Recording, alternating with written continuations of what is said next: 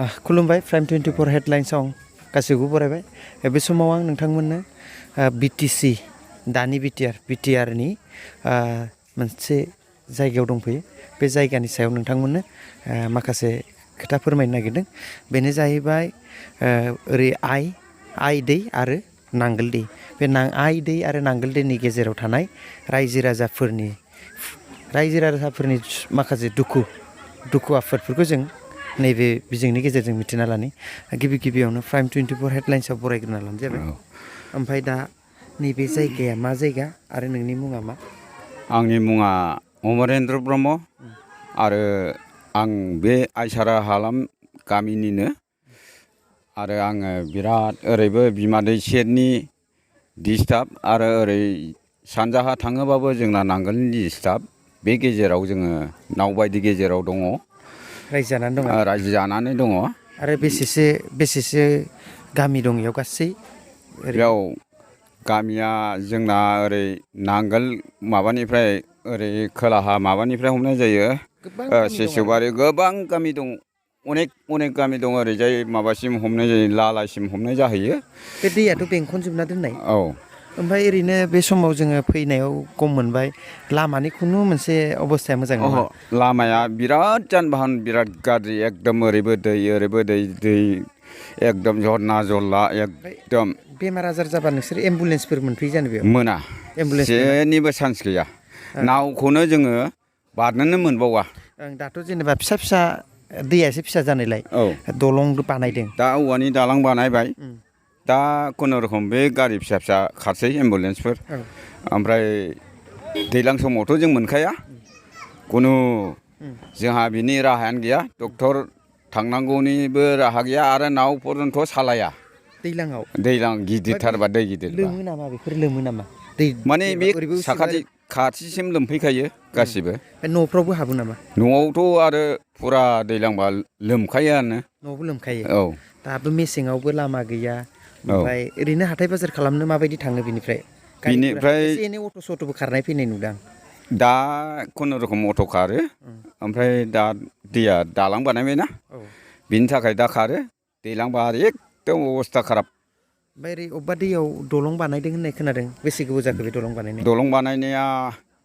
सेमोननो बानायखादों ओमफ्राय दासिम जेबो जायाखै मा जायगायाव बानायदों बै माबा थुक्राझार आइपुवालिजों औ बे आइपुवालि दै आरोना औ आइपुवालि दै ओमफ्राय दा नैबे समाव नोंथांमोना जिहेथु थांलाय फैलायनि अबस्था गाज्रि थांलाय फैलायनि बेब'स्थाया बिराद गाज्रि ओमफ्राय थांनाय समफ्राव जिहेथु जायासै दानि गोदान सरखार बिटिआर जाबाय नोंसोरो बिटिआरनि सिंनि बे बिटिआर सरखारखौ मा खावलायगोन जिहेथु बे समाव बे नोंसिनि थांलाय फैलायनि माबा मोनसे लामानि आरो दलंनि आरो खामानिफोरखौ थाब मावजानो लुगैया जोङो लुबैनायालाय सरखार गोदान मोनबाय जेथि जोङो लामा जाजानो लुबैयो आरो बे दलंफोरखौ एसे मोजाङै फोसाबजानो लुबैयो जाहाथे जोंहाबो डक्टरफोरनाव थांनो मोजां जायो बेनि थाखायनो जोङो सरखारखौ एसे जोंखौ हेफाजाब होजानो लुबैयो आरो बे खाथिफ्राव फार्मासिथ' दंना गैया खाथियाव जोंना बै औगुरियाव एसे हस्पिटाल दङ बेबो दैज्लाङाव सोलिया सरकारि हस्पिटाल सरकारि दैज्लाङाव माबायानो डक्टरानो फैखाया दालायथ' दंना गैया दा दङ ओमफ्राय दा कर'नानि समाव कर'नानि भेक्सिन लागोन ना लायाखै नोंसोरो माखासे लाबाय सोरबा साफा सानै लायाखै खोमा दाबो लायाखै होमबा लाजोब्बायानो फ्राय औ नैबे जायगाखौ मा होनो दा बियो दा जालां होनोमोन खिन्थु आइसाराथार बियो औ गामिया औ जालां दखान होनो आइसारा गामिया बेयाव गोबां रायजोफ्रा बेयाव माबा जानो फैयो नामा हाथायफोर दखान जानो फैयो औ दैलि बाजार औ एरियानि मानसिफ्रा बेयाव दैलि बाजार खालामो बेयाव मा मोनो ओरैनो बेयाव मथा मथि ओरैनो फिसा दखान दं नालाय जाखिनि नांगौ गिदिरखौथ' मोनला गाननाय जोमनाय एफा एनै मोनो मैगं थाइगं गेलामाल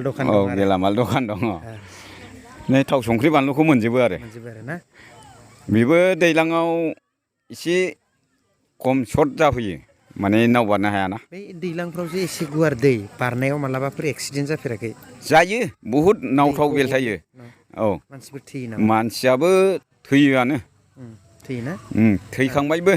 ओमफ्राय बै नावआ सरकारि नाव ना ओरैनो प्राइभेट सोरबा सालायो बेयाव?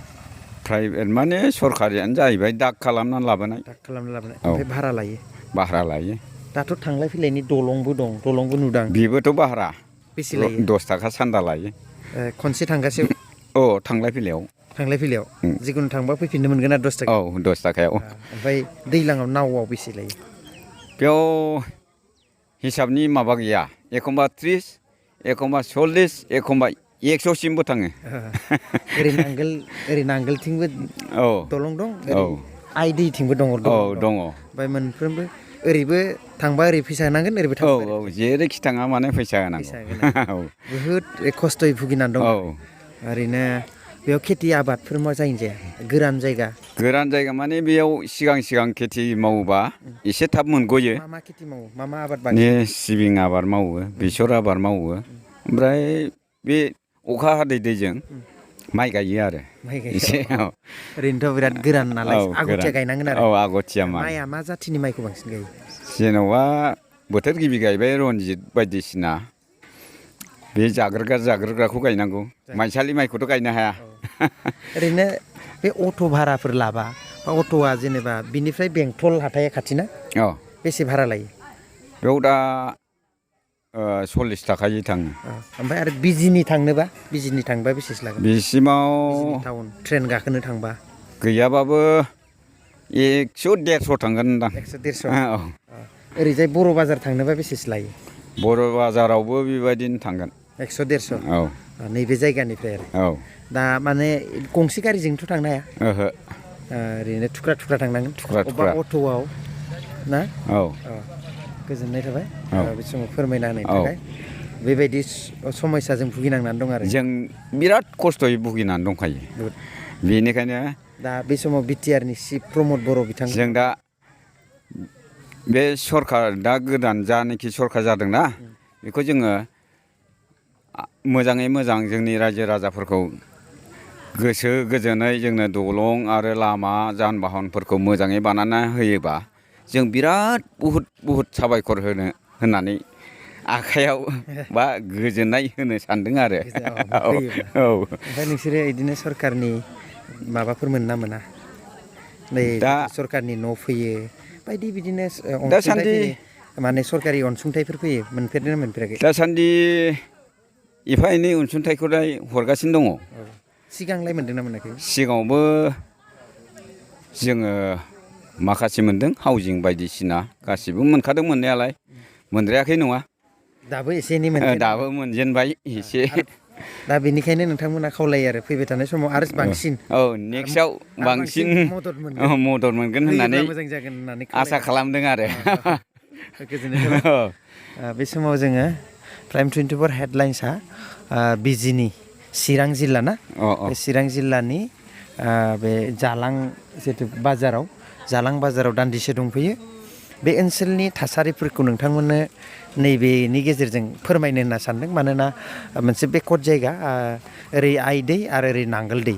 बे नांगोल दैनि गेजेराव थानाय बर' रायजो राजाफ्रा बिराद मोनसे भुगिनांनानै दं। मानोना ना लामा मोनसे मोजां दं, ना गारि गुरा मोजाङै खारो। हयथ' जोंनाव बेफ्राव माबा मोनसे इमारजेन्सि केसफोर जायोबा, बेमारफोर जायोबा, बा डिलिभारि जायोबा, बिनिफ्राय मेडिकेल मोनहैनांगौआथ' बेयो माने सानथावना नङा।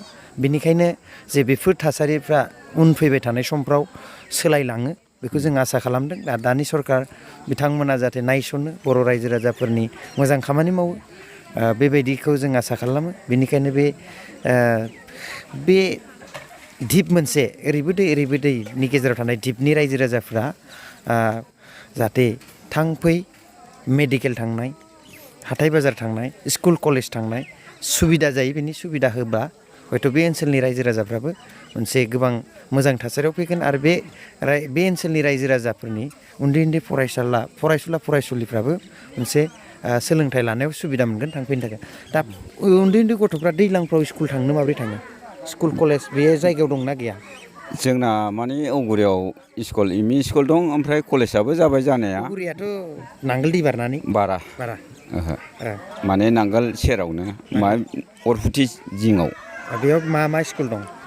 एमइ दं, एलपि दं, हाइ स्कुलफोराव औ हाइ स्कुल कलेज लेभेलबा कलेज जाबाय कलेजबो जाबाय औ माबाया उगुरियाव औगुरियाव गोजोननाय थाबाय आरो जियानक बेबायदि थासारिया लासै लासै सोलायबोगोन आरो सोलायलांगोन आरो माबाफोर बुंनो दंबावो दा जोंना मेन नांगौआनो जाहैबाय जोंना बे दलं बिमा दैनि जाखिनि सिगाङाव मावनाय दलं बेखौ जायोब्ला जों बहुद साबायखर होनाय जागौ आरो गोजोननाय थागोन गोजोननाय थाबाय बेनो खावलायदों बे समाव जों प्राइम 24 हेडलाइन्सनिफ्राय बिदाय लाबाय गोजोन्थों